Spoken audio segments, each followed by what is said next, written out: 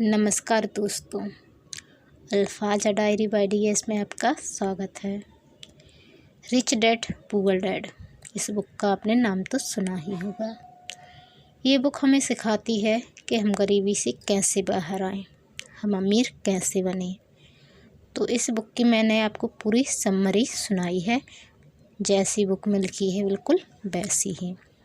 आप इसके पहले के एपिसोड देख सकते हैं, पार्ट 1 से लेकर पार्ट 8 तक। ये 10th चैप्टर है। इसमें सबक चौथा है, अमीर लोग पैसे का आविष्कार करते हैं। वो पैसे का आविष्कार कैसे किया जाता है, इसमें ये बताया गया है कि हमें कहाँ इन्वेस्ट करना चाहिए, कैसे इन्वेस्ट करना चाहिए, और यदि हम इन्वेस्ट नहीं करते हैं तो हम कभी भी अमीर नहीं बन सकते हैं। अब सब जानते हैं कि ज़मीन की कीमतें दिन ब दिन बढ़ती जा रही हैं, सोना चांदी की कीमतें दिन ब दिन बढ़ रही हैं और आगे भी बढ़ेंगी। इनमें गिरावट के बहुत कम चांस है। तो हमारे पास जो भी पूंजी है, हम उसे बैंक में सेव करके रखने की बजाय इनमें इन्वेस्ट करेंगे तो हमें ज़्यादा फ़ायदा होगा। बहुत सी म्यूचुअल फंड होते हैं, बहुत सी ऐसे शेयर मार्केट होते हैं जहाँ पर बहुत ही कम गुंजाइश होती है कि हमारे शेयर गिरें या फिर म्यूचुअल फंड में नुकसान। यदि आप अच्छे से जानते हैं इन सब चीज़ों को, तो उनमें भी नुकसान उठाने की बहुत कम संभावनाएं होती हैं। तो आपको इन सब में निवेश करना चाहिए, और निवेश करने के पहले आपको सबसे अच्छे से इनको समझ लेना चाहिए कि किस प्रकार से काम करते हैं, इसमें कितनी गुंजाइश है मुनाफे की और कितनी गुंजाइश है घाटा की। तो इनको अच्छे से अध्ययन करना, अकाउंट्स की और बिजनेस यानी जो अकाउंटेंसी की आपको अच्छे से समझ आनी चाहिए। क्योंकि यदि आपको ये समझ नहीं आया तो आप कभी भी जीवन में अमीर नहीं बन सकते हैं। मेहनत से भी और दिमाग से, दोनों चीज़ों से अमीर बना जाता है, इसमें ये बात बताई गई है। आप जितनी मेहनत करेंगे उतना ही आपको दिमाग भी लगाना पड़ेगा, उतना ही आपको अपने पैसे का सही इस्तेमाल भी करना पड़ेगा, तभी आप भविष्य में अमीर बनेंगे। तो ये अमीर लोग पैसे का आविष्कार करते हैं सबक 4 का पार्ट 2 है। इसके पहले आप पार्ट 1 ज़रूर सुन लीजिएगा, और हो सके तो आप इसकी पूरी समरी शुरू से लेकर एंड तक सुने, समझें, क्योंकि इसमें एक से एक बातें कही गई हैं। जैसे इसमें ये भी समझाया गया है कि आपको टैक्स से कैसे बचना है, किस तरीके से आप टैक्स से बच सकते हैं, और किस तरीके से आप इन्वेस्ट करने पर ही आप अमीर बन सकते हैं, और आपको अपनी सोच कैसी रखनी चाहिए। ये सब बातें भी इसमें समझाई गई हैं कि आपको किस तरीके से विचार करना चाहिए। आप क्या अपनी थिंकिंग रखेंगे। जैसे हम बहुत से लोग रिस्क लेने से डरते हैं, तो रिस्क लेने से डरना भी एक जोखिम ही है। हम अपनी लाइफ में जहाँ खड़े हैं हम वहीं खड़े हैं, हम आगे बढ़ने की कोशिश ही नहीं कर रहे, तो ये सबसे बड़ा नुकसान है हमारे लिए। और हम अपनी घर को, अपनी कार को संपत्ति मानते हैं, जबकि यदि हमने उन्हें उस कंडीशन में ख़रीदा है कि हमें उनको किस्त चुकानी है, तो ये दायित्व हो जाते, हमारी संपत्ति नहीं रहते, ये हमारे इनकम में से जाते हैं। किस्तें चुकाते हैं, हम होम लोन लेते हैं, कार लोन लेते हैं, और फिर हम उसकी किस्तें भरते हैं, तो ये हमारी संपत्ति नहीं रह जाती, फिर ये हमारे दायित्व हो जाते हैं और इनसे हमें नुकसान होता है। तो इसमें बताया गया कि लोन से कार लेना बहुत ज़्यादा ख़तरनाक होता है, ऐसा हमें नहीं करना चाहिए। तो ऐसी बहुत सी बातें हमें इसमें बताई गई हैं कि हमें पहले इस कदर अपने आप को काबिल बना लेना है कि हम उनको बिना लोन के ख़रीद सकें, तभी हमें ये ख़रीदना चाहिए। हमें दिखावे में नहीं आना चाहिए। हमें यदि अमीर बनने का दिखावा करने के उस चक्कर में अच्छा बंगला ख़रीद लिए, अच्छी कार ख़रीद लिए लोन लेके, तो ये नहीं करना चाहिए। हमें यदि सच में अमीर बनना है तो ये तो सबसे ज़्यादा नुकसानदेह होगा हमारे लिए। हाँ, यदि आपने ऐसी जगह इन्वेस्ट किया है कि आपको पता है कि आपका धन इतने सालों में इतना हो ही जाएगा, तब आप ये कर सकते हैं। यदि आप सिर्फ तनख्वाह के भरोसे हैं और आप लोन पर ये सब ले रहे हैं तो ये घातक है। तो ऐसी बहुत सी अच्छी अच्छी बातें इसमें समझाई गई हैं। बच्चों को ये शिक्षा स्कूल में दी नहीं जाती है, आपको घर में ही ये शिक्षा बच्चों को देनी होगी। और ये शिक्षा बच्चों को देने के पहले आपको खुद सीखना होगा, आपको खुद इसे समझना होगा, तभी आप खुद अमीर बन सकते हैं और अपने बच्चों को भी व्यवसाय में ला सकते हैं, उन्हें भी अपने पैरों पर जल्द से जल्द खड़ा कर सकते हैं। तो इसकी पूरी समरी ज़रूर सुनिएगा। और चैनल पर नए आए हैं तो प्लीज़ चैनल को सब्सक्राइब कर बेल आइकन को क्लिक कर लीजिए, ताकि वीडियो अपलोड होते ही आपको नोटिफिकेशन मिल सके। और वीडियो को लाइक व शेयर करना ना भूलिए। चलिए शुरू करते हैं। अमीर लोग पैसे का आविष्कार करते हैं पार्ट 2। खुद से पूछें कि $1,90,000 बचाने के लिए आपको कितना समय लगेगा। क्या बैंक आपके पैसे पर 10% ब्याज देगी और शपथ पत्र 30 सालों तक वैध था? मुझे आशा है कि मुझे कभी $1,90,000 नहीं देंगे। मुझे टैक्स देना पड़ेगा। अगर वे मुझे मूलधन देते हैं और इसके अलावा 30 साल के समय में $1,90,000 दिए जाने से कुल आमदनी $5 लाख से ज़्यादा होती है। मुझसे लोग पूछते हैं कि क्या होगा अगर कोई व्यक्ति पैसे नहीं चुकाए। ऐसा होता है और यह एक अच्छी खबर है। 1994 से 1997 तक फीनिक्स रियल एस्टेट बाज़ार देश में सबसे ज़्यादा गर्म बाज़ार साबित हुआ है। उस $60,000 के घर को दोबारा $70,000 में बेचा जा सकता है और एक बार फिर से $2,500 प्रोसेसिंग फ़ीस के रूप में वसूल किए जा सकते हैं। नए खरीदार के लिए भी यह मुफ्त का सौदा होगा और यह प्रक्रिया चलती रह सकती है। जब मैंने पहली बार घर बेचा था तो मैंने केवल $2,000 खर्च किए थे। तकनीकी दृष्टि से इस सौदे में मेरा एक भी पैसा खर्च नहीं हुआ था। निवेश पर मेरी वसूली अनंत थी। यह एक उदाहरण है कि पैसा पास में नहीं होने पर भी बहुत सा पैसा किस तरह कमाया जा सकता है। दूसरे सौदे में दोबारा बेचे जाने पर $2,000 अपनी जेब से डालता हूँ और लोन को 30 साल तक फिर से बढ़ा देता हूँ। निवेश पर मेरी वापसी क्या होगी अगर मैं बिना पैसे के पैसे बनाता हूँ? मैं नहीं जानता, परंतु यह $100 हर महीने बचाने से बेहतर तो है ही।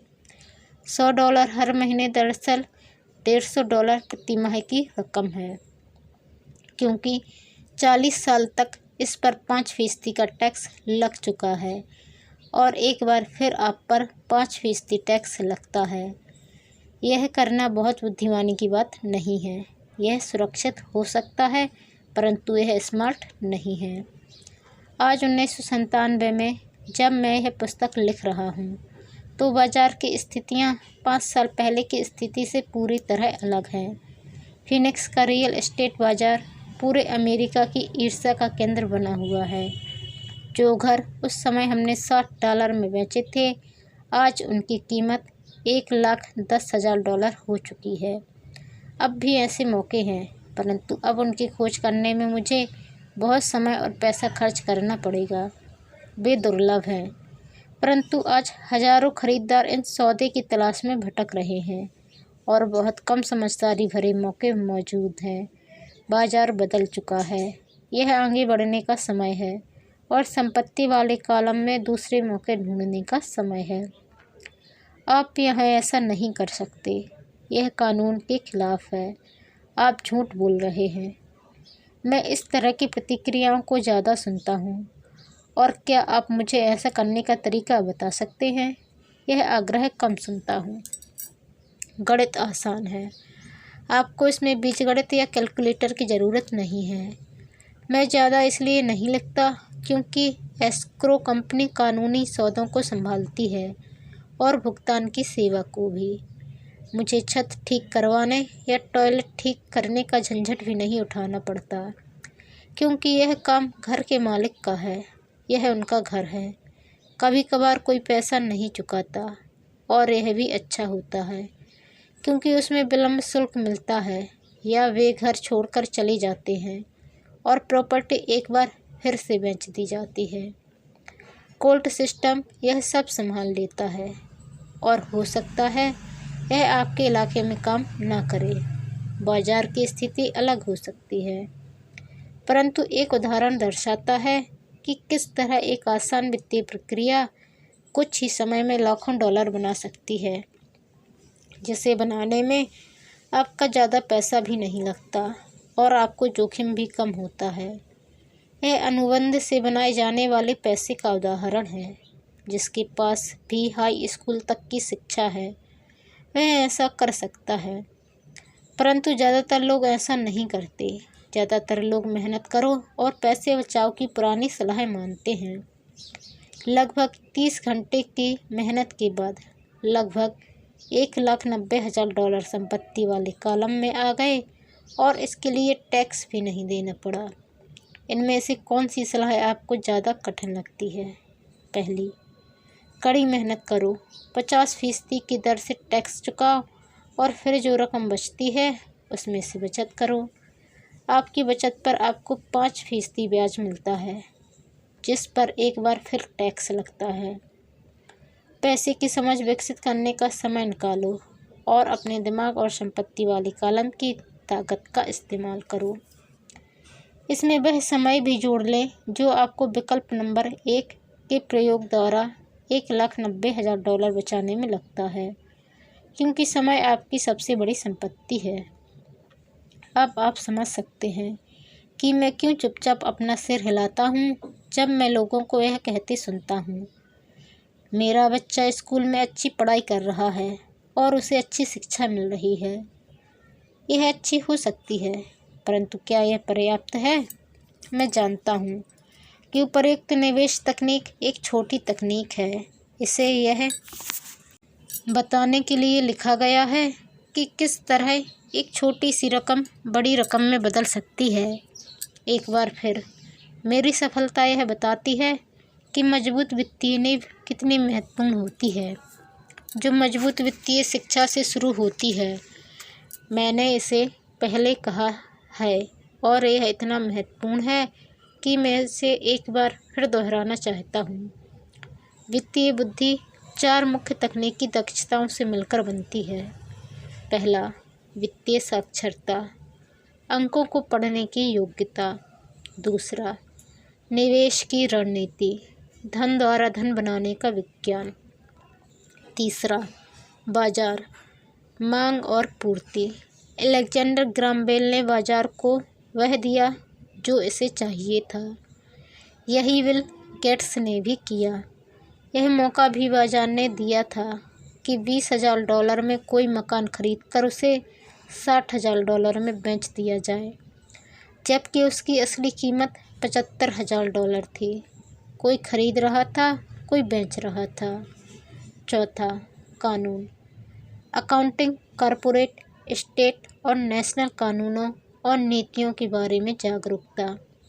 मैं नियमों के भीतर रहकर खेलने की सलाह देता हूँ। अगर आप पैसे का आविष्कार करना चाहते हैं तो आप में यह मूलभूत आधारशिला होनी चाहिए या इन दक्षताओं का समन्वय होना चाहिए। चाहे आप ऐसा छोटे घर, बड़े अपार्टमेंट कंपनियां, स्टॉक, बॉन्ड, म्यूचुअल फंड, बहुमूल्य धातुएं, बेसबॉल कार्ड खरीद कर करें या इसी किस्म का कोई दूसरा काम करें। 1996 तक रियल एस्टेट मार्केट सुर्खियों में था और हर कोई इसमें जा रहा था। स्टॉक मार्केट में भी बूम हो रहा था और हर कोई उसमें जा रहा था। अमेरिका की अर्थव्यवस्था अपने पैरों पर खड़ी हो रही थी। मैंने 1996 में बेचना शुरू कर दिया और मैं अब पेरू, नॉर्वे, मलेशिया और फिलीपींस की यात्रा कर रहा था। निवेश बदल गए थे। जहाँ तक खरीदारी का सवाल था, अब हम रियल एस्टेट बाजार से बाहर थे। अब मैं अपनी संपत्ति वाली कॉलम के भीतर आंकड़ों को बढ़ते देखता हूँ और शायद इस साल के आखिर में बेचना शुरू कर दूँगा।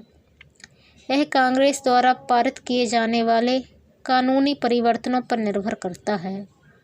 मैं आशा करता हूँ कि 6 छोटे शहरों के सौदों को बेच दूंगा और $40,000 के नोट को धन में बदल लूँगा।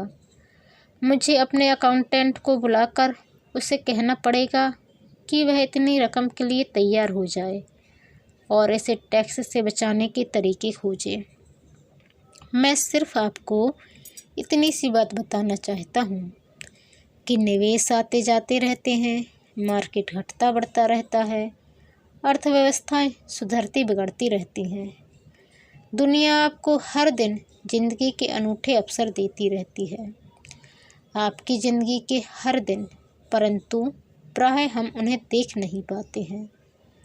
लेकिन वे वहाँ होते हैं और दुनिया जितनी ज़्यादा बदलती है और टेक्नोलॉजी जितनी ज़्यादा बदलती है, आपके और आपके परिवार के लिए स्थायी आर्थिक सुरक्षा के लिए उतनी ही ज़्यादा मौके होते हैं। तो अपनी फाइनेंशियल बुद्धि को विकसित करने का झंझट क्यों उठाया जाए? एक बार फिर मैं यही कहूँगा कि आप भी इसका जवाब दे सकते हैं। मैं जानता हूँ कि मैं क्यों इसे सीखता और विकसित करता हूँ। मैं ऐसा इसलिए करता हूँ क्योंकि मुझे पता है कि परिवर्तन हो रहे हैं और होने वाले हैं। मैं परिवर्तनों का स्वागत करना चाहता हूँ और अतीत के चिपके रहना नहीं चाहता। मैं जानता हूँ कि मार्केट में ज्वार आएगा और मार्केट में भाटा भी आएगा। मैं लगातार अपनी फाइनेंशियल बुद्धि को विकसित करना चाहता हूँ क्योंकि मार्केट में हर परिवर्तन पर कुछ लोग अपनी नौकरियों के लिए अपने घुटने टेक कर भीख मांगेंगे।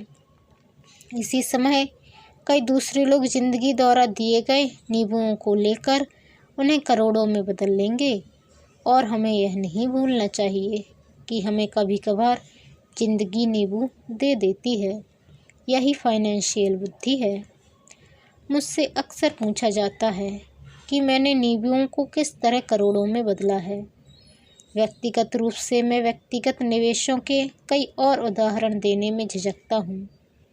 मैं इसलिए झिझकता हूँ क्योंकि मुझे डर है कि मुझे बड़बोला या अपनी सेखी बघारने वाला कहा जाएगा।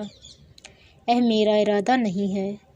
मैं सिर्फ इसलिए उदाहरण देता हूँ ताकि उसके अंकों और समयावधि से सच्ची और आसान घटनाओं को बताया जा सके। मैं उदाहरण इसलिए देता हूँ ताकि आपको यह बता सकूँ कि यह आसान है और ज़्यादा आसान है अगर आप फाइनेंशियल बुद्धि के 4 स्तंभों के जानकार हैं। व्यक्तिगत रूप से मैं फाइनेंशियल बुद्धि के लिए 2 मुख्य साधनों का इस्तेमाल करता हूँ, रियल एस्टेट और छोटे स्टॉक्स। मैं रियल एस्टेट को अपने नींव की तरह इस्तेमाल करता हूँ। हर दिन मेरी प्रॉपर्टीज कैश फ्लो प्रदान करती है और उनका मूल्य बढ़ता जाता है। छोटी पूंजी के स्टॉक को तेज बढ़ोतरी के लिए इस्तेमाल किया जाता है। मैं अपने द्वारा की गई हर चीज़ की अनुशंसा नहीं करता। उदाहरण केवल उदाहरण ही है। अगर अवसर बहुत जटिल है और मैं निवेश को नहीं समझ पाता हूँ तो मैं निवेश नहीं करता हूँ। पैसे के बारे में निर्णय लेने में हमें केवल साधारण गणित और कॉमन सेंस की ज़रूरत होती है। उदाहरणों का प्रयोग निम्न 5 कारणों से किया जाता है। पहला, लोगों को ज़्यादा सीखने के लिए प्रेरित करने के लिए। दूसरा, लोगों को यह बताने के लिए कि अगर नींबू मजबूत हैं तो पैसे का महल बनाना आसान है। तीसरा, यह बताने के लिए कि कोई भी ढेर सारा पैसा बना सकता है। चौथा, यह दिखाने के लिए कि आपके लक्ष्यों को हासिल करने के करोड़ों तरीके हैं। पांचवा, यह बताने के लिए कि यह कोई रॉकेट विज्ञान नहीं है। 1989 में मैं ओरेगॉन के पोर्टलैंड में एक खूबसूरत जगह पर जॉगिंग किया करता था। यह एक उपनगर था जहाँ छोटे छोटे घर बने हुए थे। वे छोटे और सुंदर थे। हर कहीं मुझे बिकाऊ है के बोर्ड दिखते थे। टिम्बर मार्केट का बुरा हाल था। स्टॉक मार्केट में क्रैश हुआ था और अर्थव्यवस्था में मंदी थी। एक सड़क पर मैंने एक बिकाऊ है का बोर्ड देखा तो वहाँ काफ़ी लंबे समय से लगा हुआ था। यह पुराना दिख रहा था। एक दिन इसके पास से जॉगिंग करते समय मेरी मुलाकात इसके मालिक से हो गई, जो परेशान दिख रहा था। मैंने पूछा, आपने अपने घर की क्या कीमत लगाई है? मालिक घूमा और कमज़ोर मुस्कुराहट के साथ कहा, आप कीमत लगा लें, यह 1 साल से ज़्यादा समय से बिकाऊ है और अब तक कोई इसे देखने तक नहीं आया है। मैं इसे देखता हूँ, मैंने कहा, और आधे घंटे बाद मैंने इसे $20,000 में ख़रीद लिया, जो इसके द्वारा मांगी गई कीमत से कम थी। यह 2 बेडरूम का छोटा सा सुंदर घर था, जिसकी खिड़कियों पर जिंजर ब्रेड का ट्रिम था। यह 1930 में बना था और इसका रंग हल्का नीला था। अंदर एक सुंदर चट्टानी अंगीठी थी और छोटे छोटे 2 बेडरूम थे। यह किराए पर देने के लिए एक आदर्श घर था। मैंने मालिक को $45,000 के घर के लिए $5,000 नकद दिए, जिसकी असली कीमत $65,000 होगी। परंतु दिक्कत सिर्फ इतनी थी कि इसे कोई खरीदना नहीं चाहता था। मालिक ने 1 हफ्ते में इसे खाली कर दिया और वह इससे पीछा छुड़ाकर खुश हुआ। मेरा पहला किराएदार वहां आ गया, जो एक स्थानीय कॉलेज में प्रोफेसर था। मॉर्टगेज खर्च और मैनेजमेंट फीस चुकाने के बाद हर महीने के आखिर में मेरी जेब में $40 आते थे, जो बहुत बड़ी रकम नहीं थी। 1 साल बाद ओरेगॉन का रियल एस्टेट बाजार मंदी से उबर आया और बढ़ने लगा। कैलिफोर्निया के निवेशकों के पास अपने रियल एस्टेट मार्केट की तेजी का बहुत सा पैसा था और अब वे उत्तर दिशा में आकर ओरेगॉन और वाशिंगटन में खरीदारी कर रहे थे। मैंने उस छोटे घर को कैलिफोर्निया से आए एक युवा दंपत्ति को $95,000 में बेच दिया, जिन्हें यह बहुत सस्ता सौदा लग रहा था। इस सौदे में मुझे लगभग $40,000 का कैपिटल गेन हुआ, जो मैंने 1031 के टैक्स विहीन एक्सचेंज में रख दिए और मैं अपने पैसे को लेकर कोई बड़ी प्रॉपर्टी खरीदने चल दिया। 1 महीने में मुझे बीवरटन ओरेगॉन में इंटेल प्लांट के पास एक 12 यूनिट का अपार्टमेंट मिल गया। उसके मालिक जर्मनी में रहते थे और उन्हें इसकी कीमत का अंदाज़ा ही नहीं था और एक बार फिर वे इससे पीछा छुड़ाना चाहते थे। मैंने $4,50,000 की इमारत के लिए $2,75,000 का प्रस्ताव दिया। वे $3,00,000 पर मान गए।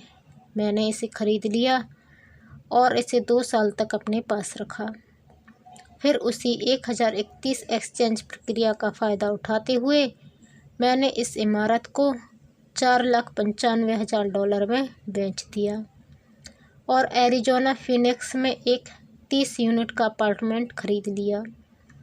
तब तक हम फीनिक्स चले गए थे और हमें वैसे भी इसे बेचना था।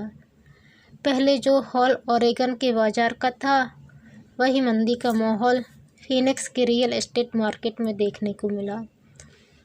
फीनिक्स में 30 यूनिट की अपार्टमेंट इमारत की कीमत $8,75,000 थी, जिसमें से $2,25,000 डाउन पेमेंट था। 30 यूनिटों से आने वाला कैश फ्लो $5,000 प्रति माह से कुछ ज़्यादा था।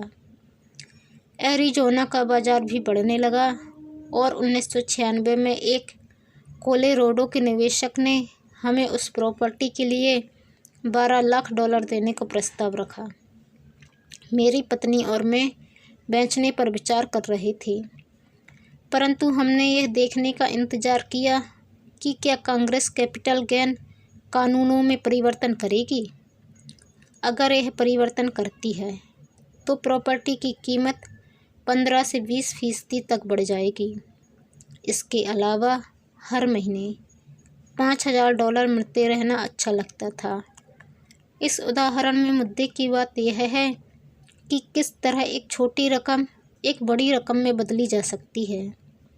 एक बार फिर मैं यह कहना चाहता हूँ कि इसके लिए फाइनेंशियल स्टेटमेंट्स, निवेश की रणनीति, बाजार की समझ और कानूनों की जानकारी होना ज़रूरी है।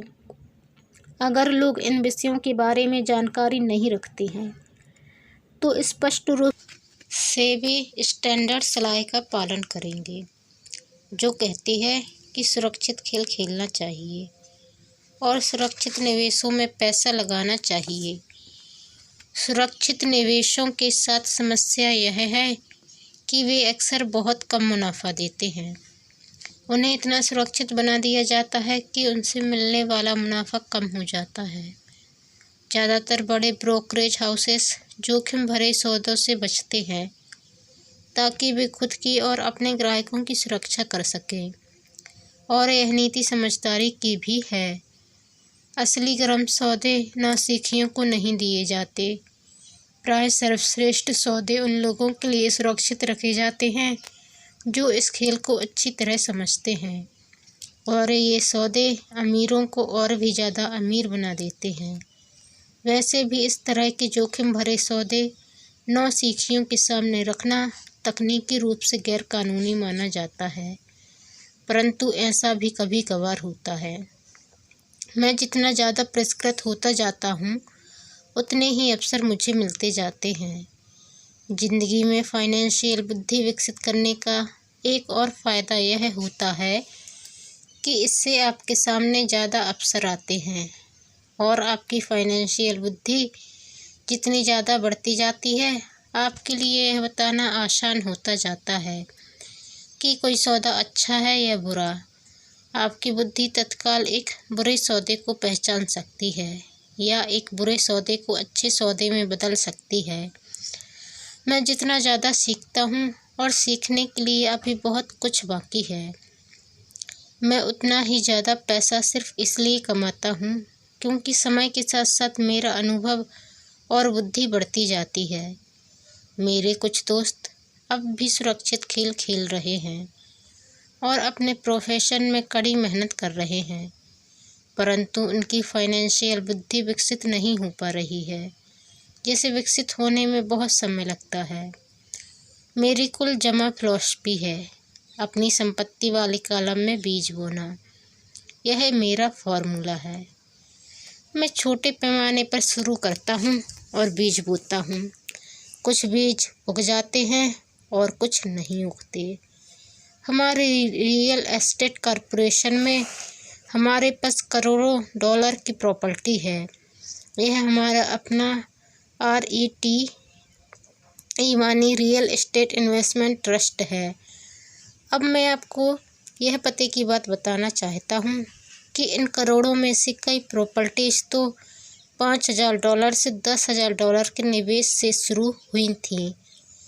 नगद पैसों से खरीदी गई यह प्रॉपर्टीज़ खुशकिस्मती से तेज़ी से बढ़ते बाज़ार में ज़्यादा कीमतों की हो गई थीं, और टैक्स से मुक्त रहते हुए इन्हें खरीदा और बेचा गया था, और ऐसा कई सालों तक किया गया था।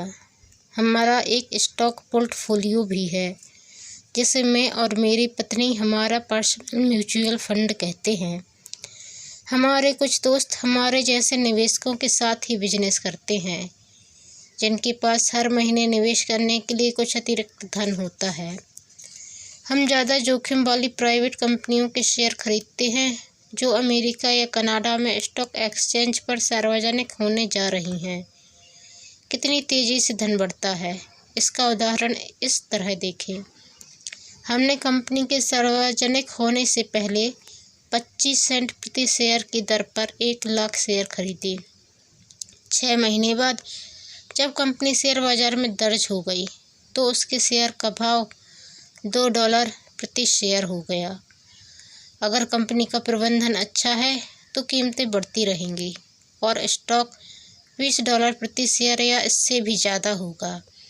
ऐसे भी कई वर्ष रहे हैं जब हमारे $25,000 एक साल से भी कम समय में $10 लाख बन गए हैं। यह जुआ नहीं है। अगर आप जानते हैं कि आप क्या कर रहे हैं, यह जुआ है। अगर आप सौदे में अपना पैसा फेंक रहे हैं और भगवान से सफल होने की दुआ कर रहे हैं। आपको अपने तकनीकी ज्ञान, बुद्धि और खेल के प्रति प्रेम की ज़रूरत होगी ताकि जोखिम कम से कम रहे। वैसे जोखिम तो होता ही है, यह फाइनेंशियल बुद्धि होती है जिससे आपकी सफलता के अवसर बढ़ जाते हैं। इसी कारण जो चीज़ एक आदमी के लिए जोखिम भरी होती है वह दूसरे आदमी के लिए उतनी जोखिम भरी नहीं होती।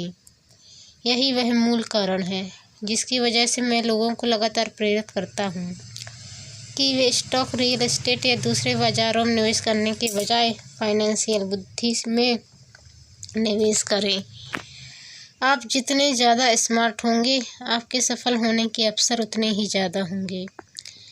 मैं व्यक्तिगत रूप से जिन स्टॉक्स में निवेश करता हूँ उनमें बहुत ज़्यादा जोखिम होता है और इसलिए मैं उनकी अनुशंसा नहीं करता हूँ। मैं इस खेल को 1989 से खेल रहा हूँ और मैंने इसमें काफ़ी अनुभव हासिल कर लिया है।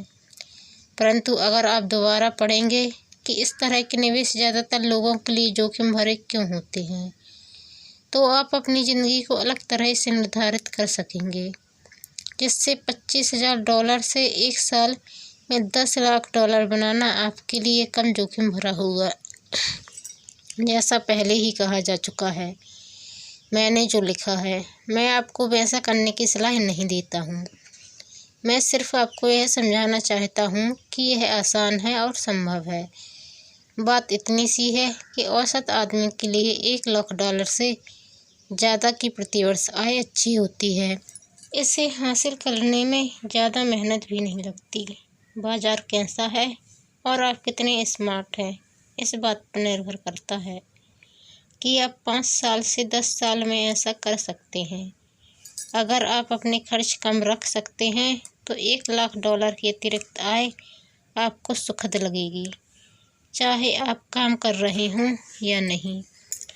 आप चाहें तो काम कर सकते हैं या चाहें तो काम छोड़ भी सकते हैं और सरकारी टैक्स सिस्टम को अपने विरोध के बजाय अपने समर्थन में भी प्रयुक्त कर सकते हैं।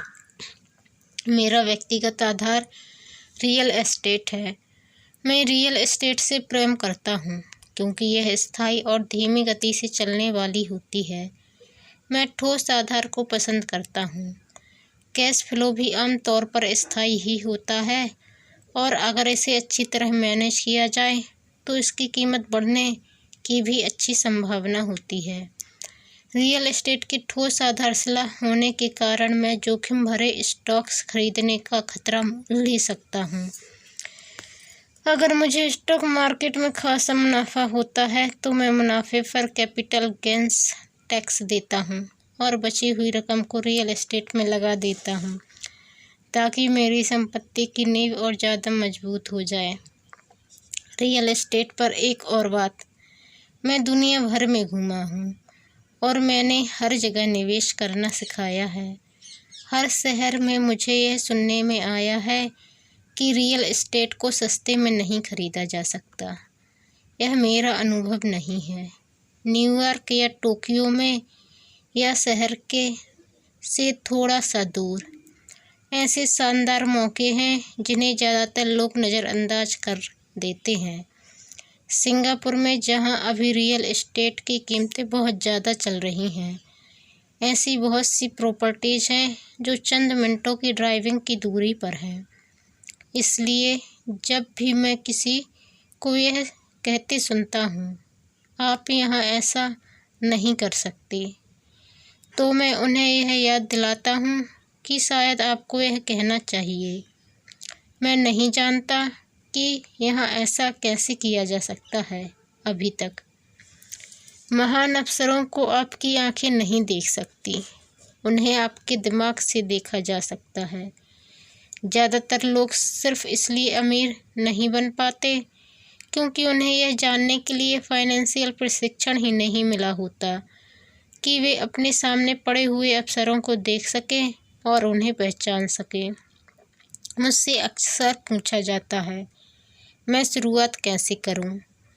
पिछले अध्याय में मैंने आर्थिक स्वतंत्रता की राह पर चलने वाले 10 कदमों का उल्लेख किया है, परंतु यह हमेशा याद रखें कि आपको मज़ा आना चाहिए। यह केवल एक खेल है। कई बार आप जीत जाते हैं और कई बार आपको अनुभव मिलता है, परंतु हमेशा आनंद लें। ज़्यादातर लोग कभी नहीं जीत पाते क्योंकि उन्हें हार का डर लगा रहता है। इसलिए मुझे स्कूल मूर्खतापूर्ण लगता है। स्कूल में हम सीखते हैं कि गलतियाँ बुरी बात होती हैं और गलतियाँ करने के लिए हमें सज़ा भी दी जाती है। परंतु अगर हम इंसानों की सीखने की प्रक्रिया पर नज़र डालें तो हम पाएंगे कि इंसान गलतियाँ करके ही सीखते हैं। हम गिर गिर कर ही चलना सीख पाते हैं। अगर हम कभी नहीं गिरे तो हम कभी चल भी नहीं पाएंगे। यही मोटरसाइकिल चलाने के बारे में भी सही है। मेरे घुटनों पर अब भी चोट के निशान हैं, परंतु आज मैं बिना सोचे मोटरसाइकिल चला सकता हूँ। यही अमीर बनने के बारे में भी सही है। दुर्भाग्य से ज़्यादातर लोगों के अमीर न बन पाने का मुख्य कारण यह है कि वे हारने से डरते हैं। जीतने वाले हारने से नहीं डरते हैं, परंतु हारने वाले डरते हैं। सफलता की प्रक्रिया का एक भाग असफलता भी है। जो लोग असफलता से बचते हैं, सफलता उनसे बचती है। मैं पैसे कमाने को टेनिस के खेल की तरह मानता हूँ।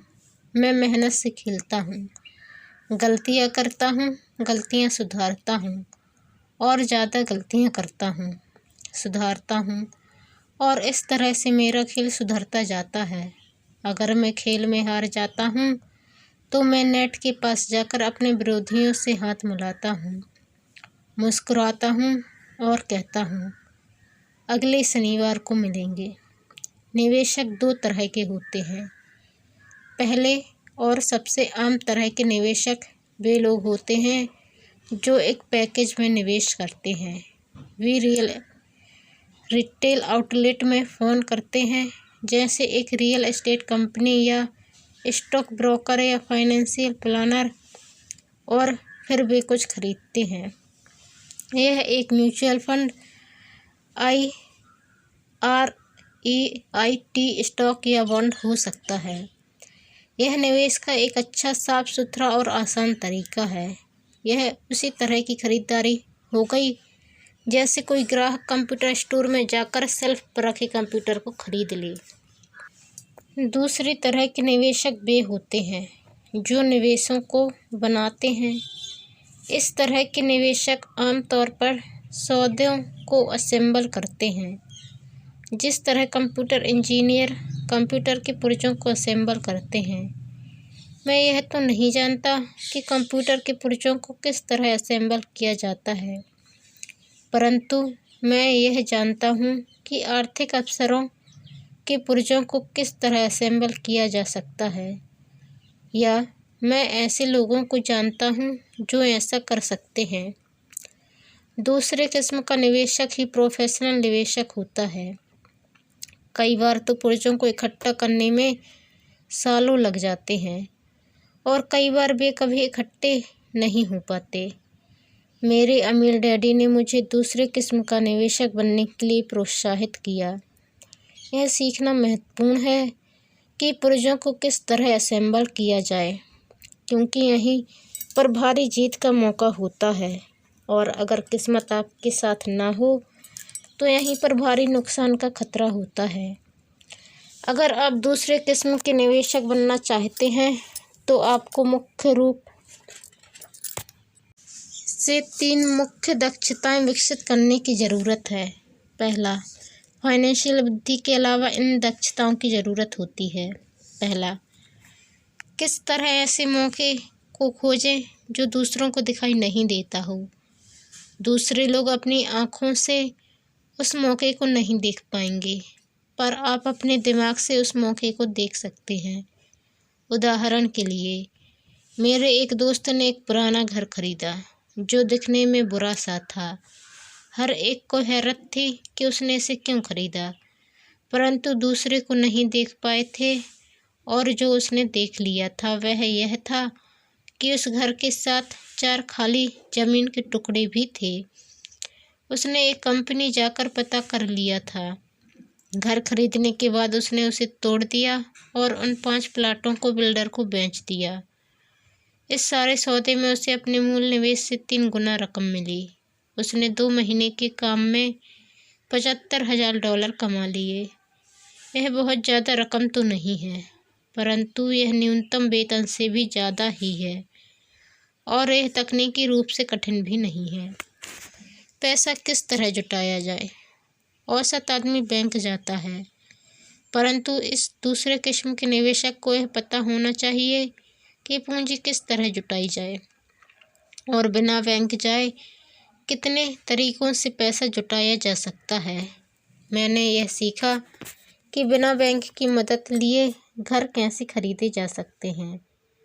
घर खरीदना महत्वपूर्ण नहीं है, परंतु पैसा इकट्ठा करना बहुमूल्य कला है।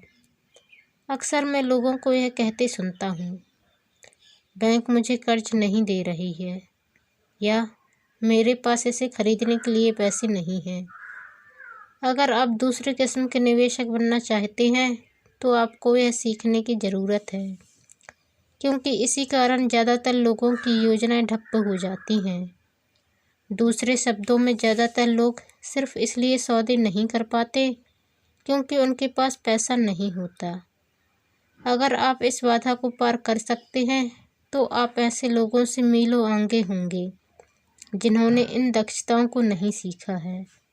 ऐसे कई मौके आए हैं जब मैंने घर या स्टॉक या अपार्टमेंट बिल्डिंग को खरीदा है, जबकि मेरी बैंक में एक भी पाई नहीं थी। मैंने एक अपार्टमेंट हाउस को 12 लाख में खरीदा। मैंने इसके लिए एक अनुबंध किया जो खरीदार और बेचने वाले के बीच में लिखित अनुबंध था। फिर मैंने $1 लाख का डिपॉजिट इकट्ठा किया, जिससे मुझे बाकी पैसे को जुटाने के लिए 90 दिन की मोहलत मिल गई। मैंने ऐसा क्यों किया? क्योंकि मैं जानता था कि इसकी असली कीमत $20 लाख थी। मैंने इस पैसे को कभी नहीं जुटाया। इसके बजाय जिस आदमी ने मुझे $1 लाख दिए थे, उसने मुझे $50,000 दिए ताकि वह मेरी जगह पर आ जाए, और इस तरह वह मेरी जगह पर आ गया और मैं उस निवेश से बाहर निकल गया। और इस काम में मेरे कुल जमा 3 दिन लगे। एक बार फिर मैं यह कहना चाहता हूँ कि आप क्या खरीदते हैं यह महत्वपूर्ण नहीं है। महत्वपूर्ण यह है कि आप कितना जानते हैं। निवेश करना खरीदना नहीं है, यह एक ज्ञान है। किस तरह स्मार्ट लोगों को संगठित किया जाए? ऐसे लोग समझदार होते हैं जो या तो अपने से ज़्यादा समझदार लोगों के साथ काम करते हैं या उन्हें काम पर रखते हैं। जब भी आपको सलाह की ज़रूरत हो तो यह सुनिश्चित कर लें कि आपका सलाहकार समझदार हो। सीखने के लिए बहुत कुछ है, परंतु इसके पुरस्कार भी बहुत कीमती हो सकते हैं। अगर आप इन दक्षताओं को नहीं सीखना चाहते हैं तो आपको पहली किस्म का निवेशक बनने की सलाह दी जाती है। आप जो जानते हैं वही आपकी सबसे बड़ी पूंजी है। आप जो नहीं जानते वही आपका सबसे बड़ा जोखिम है। जोखिम तो हमेशा रहता है, इसलिए इससे बचने के बजाय इसे मैनेज करना सीखें। तो दोस्तों, कैसा लगा आपको यह वीडियो? कमेंट कर ज़रूर बताएं। अगले वीडियो में पार्ट 7 आएगा, जिसमें सबक 6 दिया गया है, जो है सीखने के लिए काम करें, पैसे के लिए काम ना करें। तो अगले पार्ट में हम ये सबक सीखेंगे कि हमें सीखने के लिए काम करना चाहिए, ना कि पैसे के लिए काम। तब तक के लिए आप इंतज़ार कीजिए। चैनल पर नए आए हैं तो प्लीज़ चैनल को सब्सक्राइब कर बेल आइकन को क्लिक कर लीजिए और वीडियो को लाइक व शेयर करना ना भूलिए। धन्यवाद।